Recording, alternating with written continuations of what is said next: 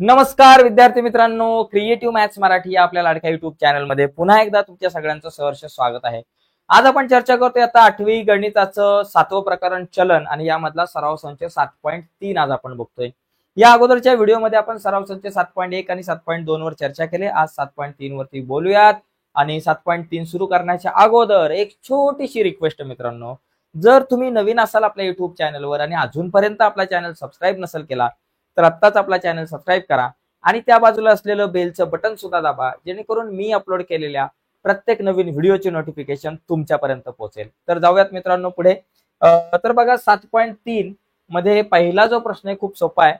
खालीलपैकी कोणती उदाहरणे व्यस्त चलनाची आहे? तर इथं लक्षात घ्या, खूप सोपं आहे। व्यस्त चलन म्हणजे उलटा कार्यक्रम सगळा, म्हणजे मजुरांची संख्या आणि त्यांना काम पूर्ण करण्यासाठी लागणारा वेळ। समजा मला एक घर बांधायचंय आणि त्या मजुरांची संख्या समजा माझ्याकडे 20 मजूर आहेत।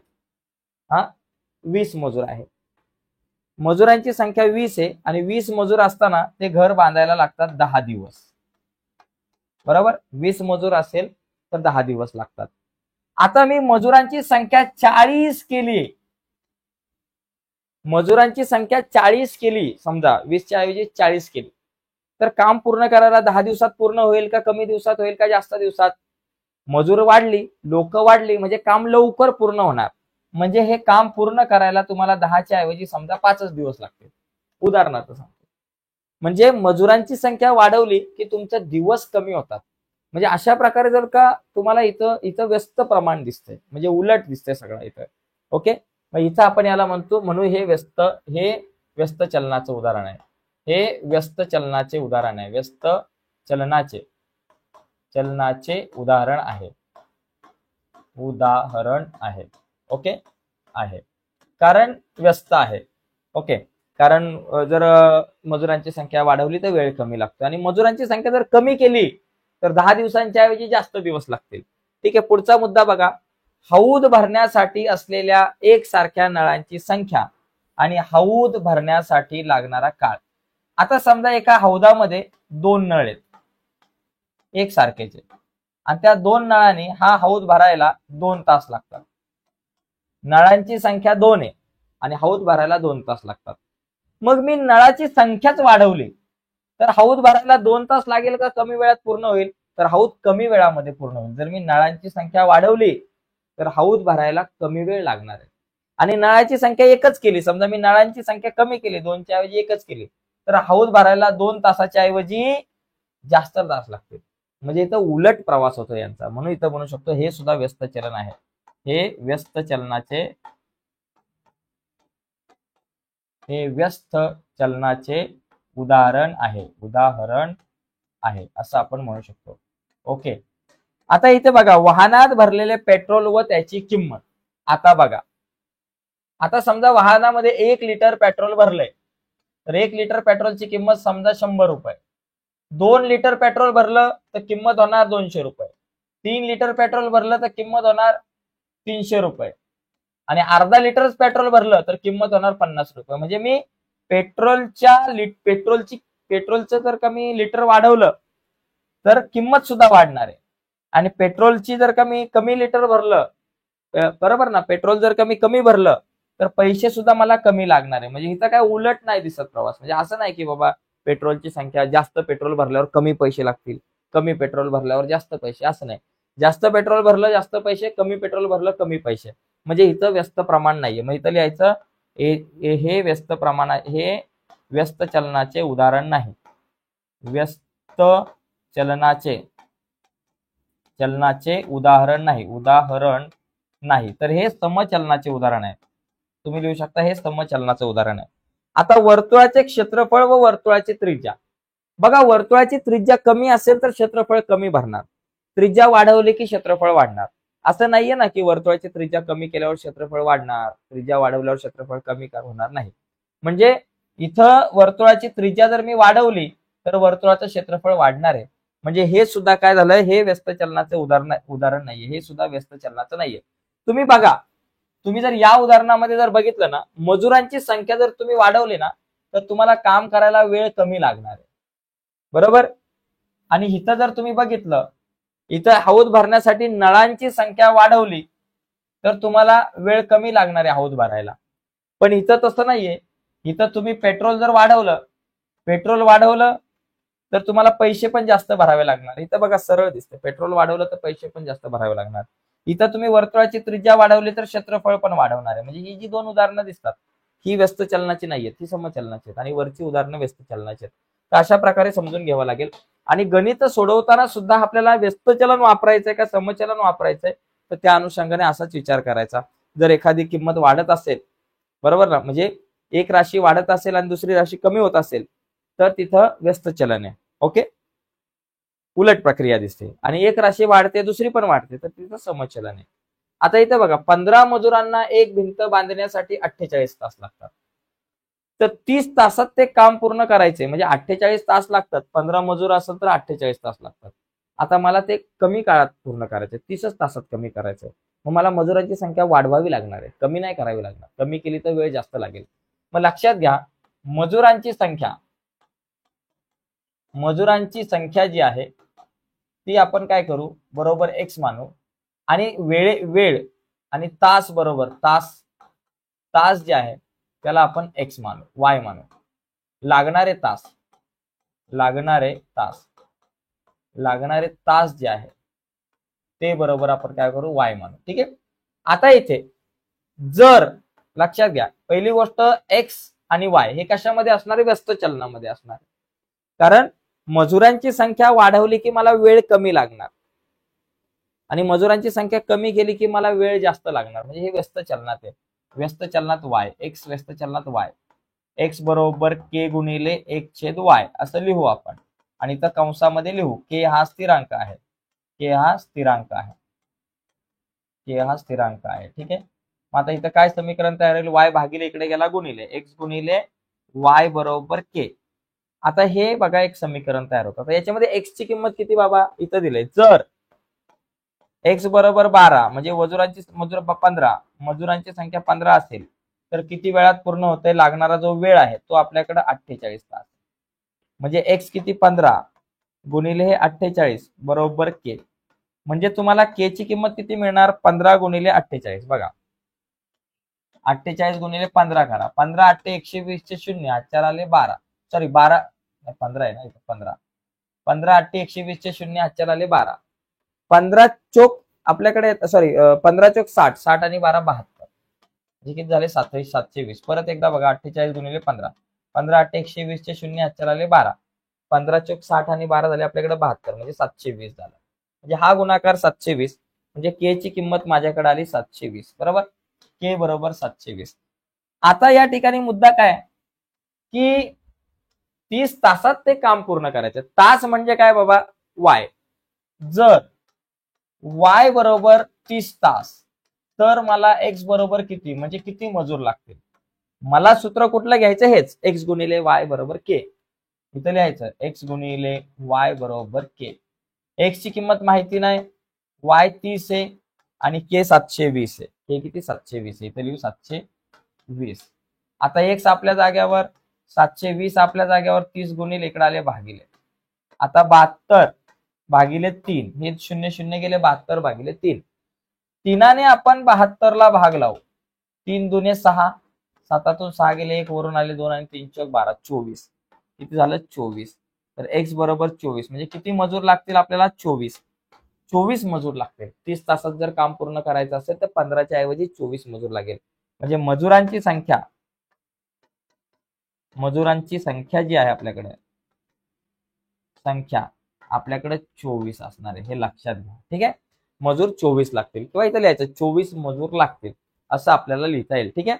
तर अशा प्रकारे हा दुसरा एक प्रश्न बघितला. अजून काही प्रश्न आहेत ते आपण बघूयात. बघा पुढच्या प्रश्नामध्ये जर बघितलं, बघा पिशवीत दूध भरण्याच्या यंत्राद्वारे 3 मिनिटात अर्ध्या लिटरच्या 120 पिशव्या भरल्या जातात. बरं का, वेळ आपण काय म्हणू, लागणारे वेळ म्हणजे ते आपण मिनिट म्हणू, लागणारे मिनिटात जो वेळ आहे तो वेळ समजा आपण एक्स असेल तर पिशव्यांची संख्या पिशव्यांची संख्या आपण काय करू वाय मानू. आता इथं विषय कसा माहितीये का, 3 मिनिटात 120 पिशव्या भरल्या जातात. 3 मिनिटांमध्ये 120 पिशव्या. आता जर का मी वेळ वाढवला, 3च्या ऐवजी 6 मिनिटं केली, तर 6 मिनिटांमध्ये पिशव्यांची संख्या पण वाढणार ना. 3 मिनिटात जर का 120 पिशव्या भरल्या जातात, तर 6 मिनिटात जास्त भरल्या जातील. 6 मिनिटात 240 भरल्या जातील. आणि जर मी 1 मिनिटात भरायच्या झाल्या तर ते आणखी कमी भरल्या जातील. म्हणजे वेळ वाढवला, पिशव्या जास्त भरतील, पिशव्यांची संख्या पण वाढते. वेळेसोबत पिशव्यांची संख्या वाढते. वेळ कमी केला तर पिशव्यांची संख्या कमी होते. म्हणजे इथं कुठलं चलन आहे बाबा, समचलन आहे. बरोबर ना. वाटलंच इथे लिहा, येथे समचलन आहे. बरोबर, येथे समचलन आहे म्हणजे एक्स समचलनात वाय. म्हणजे एक्स बरोबर तुम्ही लिहू शकता के गुणिले वाय. बरोबर, कारण के हा स्थिरांक आहे. आपण या ठिकाणी लिहू शकतो स्थिरांक, के हा स्थिरांक. ओके. मग आता हा वाय गुणिले इकडाला भागिले वगैरे आपण नंतर बघू. पण पहिलं मला या ठिकाणी इथं काय दिलंय की एक्स बरोबर किती बाबा, 3 मिनिटं. तर आपल्याकडे या ठिकाणी वाय ची किंमत किती येते बाबा, 120 येते. एक्स 3 असेल तर वाय बरोबर 120. एक्स ची किंमत 3, के गुणिले वाय किती बाबा, 120. आता 120 गुणिले इकडाला भागिले 3 भागिले 120 बरोबर के. मग के ची किंमत किती बघा, 3 एके 3, इथं 3 चौक 12 आणि खाली एक शून्य आहे. के बरोबर किती झालं, 1/40. आता मला काय सांगितलंय, 1800 पिशव्या भरायच्यात. पिशव्यांची संख्या मला दिली, पिशव्यांची संख्या म्हणजे मला वाय दिले, वाय बरोबर 1800 दिले. बरोबर. तर आपल्याला काय करायचं, वेळ काढायचा. वेळ किती लागणार आहे, वेळ म्हणजे मला एक्स बरोबर काय ते काढायचं. समीकरण हे घ्यायचं, एक्स बरोबर के वाय. बरोबर, एक्स बरोबर के गुणिले वाय याचाच वापर करायचा. एक्स मला माहिती नाही, के ची किंमत किती, 1/40 आहे. इथं लिहा 1/40 गुणिले आपल्या 1800 झालं. मग एक्स बरोबर बघा, हे शून्य गेले, 180 भागिले 4. ओके. 4ने 180 ला भाग लावा, 4 चौक 16, 18तून 16 गेले 2, वरून आले 0, 4 25, 45. एक्स बरोबर 45. तर एक्स बरोबर 45 म्हणजे काय बाबा, 45 मिनिटे. 45 मिनिटे लागतील. 1800 पिशव्या भरण्यासाठी किती मिनिटे लागतील, 45 मिनिटे लागतील. तर अशा प्रकारे हा तिसरा प्रश्न सोडवू शकतो आपण, जिथं आपल्याला कुठलं चलन होतं, समचलन आपण वापरलं होतं. ठीक आहे. आता पुढे जाऊया. पुढचा प्रश्न क्रमांक 4, शेवटचा. बघा, एका कारचा सरासरी वेग, बघा कारचा सरासरी वेग आपण म्हटलं त्याला आपण एक्स म्हणू. बरोबर, कारचा वेग आपण काय करू, एक्स म्हणू. एक्स किलोमीटर प्रति तास, किलोमीटर प्रति तास पकडू. ओके. आणि अंतर पार करण्यासाठी असताना काही अंतर पार करायला लागणारा वेळ. बरोबर, लागणारा वेळ किंवा ठराविक अंतर पार करण्यासाठी लागणारा वेळ, ज्याला आपण वाय तास म्हणू. ठीक आहे. आता इथं लक्षात घ्या, इथं कुठलं चलन असणार आहे बघा. गाडी 60 किलोमीटर प्रति आवर याच्यात जर पळते, गाडीचा जर मी वेग वाढवला तर मला ठराविक ठिकाणी जायला वेळ कमी लागणार का जास्त लागणार, कमी लागणार. जर मी गाडीचा वेग वाढवला तर मला पोहोचायला कमी टाइम लागणार आहे. म्हणजे उलटा विषय इथं, म्हणून इथं व्यस्त चलन आहे. मग आपण इथं काय लिहू शकतो, एक्स व्यस्त चलनात वाय, म्हणजे एक्स बरोबर के गुणिले 1/y. इथं लिहायचं के हा स्थिरांक आहे, के हा स्थिरांक असं आपण या ठिकाणी म्हणू शकतो. के हा स्थिरांक लिहिलं. आता वाय भागिले इकडे आला गुणिले एक्स गुणिले वाय बरोबर के. आता आपल्याकडे काय दिलंय, जर एक्स बरोबर किती बाबा 60, तर वाय बरोबर किती बाबा आपल्याकडे दिसतंय, वाय बरोबर आपल्याला दिसते 8. एक्स बरोबर 60 तर वाय बरोबर 8 आहे. म्हणजेच आपल्याकडे काय एक्स किती 60 गुणिले वाय बरोबर 8 बरोबर आपल्याकडे आलं के. मग के बरोबर किती, 8 × 48 म्हणजे 480. के ची किंमत 480. आता सांगितलं तेच अंतर 7.5 तासात आपल्याला पूर्ण करायचं, 7.5 तासात पूर्ण करायचं. बघा, आता वेळ जो आहे तो आपल्याकडे किती, वेळ म्हणजे वाय, तो किती बाबा 7.5 तास म्हणजे 7.5 तास. तर आपल्याला काय करायचंय, वेग या ठिकाणी काढायचा आहे. वेग म्हणजे एक्स ची किंमत आपल्याला काढायची आहे. सूत्र काय बाबा, एक्स वाय एक्स गुणिले वाय बरोबर के, हे आपलं सूत्र. एक्स गुणिले वाय बरोबर के. एक्स ची किंमत किती बाबा माहिती नाही, वाय ची किंमत 7.5 बरोबर के आपल्याकडे 480. ओके, एक्स आपल्या जाग्यावर 480, आपल्या जाग्यावर 7.5 गुणिले इकडे आले 7.5 भागिले. आता हे पॉइंट आहेत, आपण 7.5 चे 75 करू, त्यासाठी वर आणि खाली आपण 10 ने गुणायचं. 10 ने गुणलं तर माझ्याकडे एक्स बरोबर किती आलं, 480 तर 4800 आणि भागिले 75. तर 75 आणि 4800 बघा, या दोघांना 25 ने भाग लावू शकतो. बघा, मी समजा 4800 ला 25 ने भाग लावला, डायरेक्ट 75चा पाडा येत नसेल तर 25 ने भाग लावा, 5 ने भाग लावा. बघा, 25 एके 25. ओके, 8तून 5 गेले 3, 4तून 8तून 5 गेले 3, 4तून 2 गेले 2, वरून आले 0. 25 9 225, 25 9 225 बरोबर. 10तून 5 गेले आपल्याकडे, 10तून 5 गेले 5, आजच्याला आला 1, आणि त्याच्यानंतर 3तून 3 गेले 0 म्हणजे 5च आलं, आणि वरून आले 0, आणि 25 दुने आपल्याकडे किती आलं बाबा, 50 म्हणजे 192. एक्स बरोबर किती बाबा, 4800 ला जर 25 ने भाग लावला तर 192 येतं, आणि 75 ला 25 ने भाग लावला तर 75 त्रिक 125. मग आता एक्स बरोबर किती, 192 ला 3 ने भाग लावा, 192 ला 3 ने भाग लावा, 3 सक 18. बघा, 19तून 18 गेले 1, वरून आले 2, आता वर 3 चौक 12 होते, 64 किती 64. मग आपल्याला वेग किती करावा लागणार आहे, 64 किलोमीटर प्रति तास.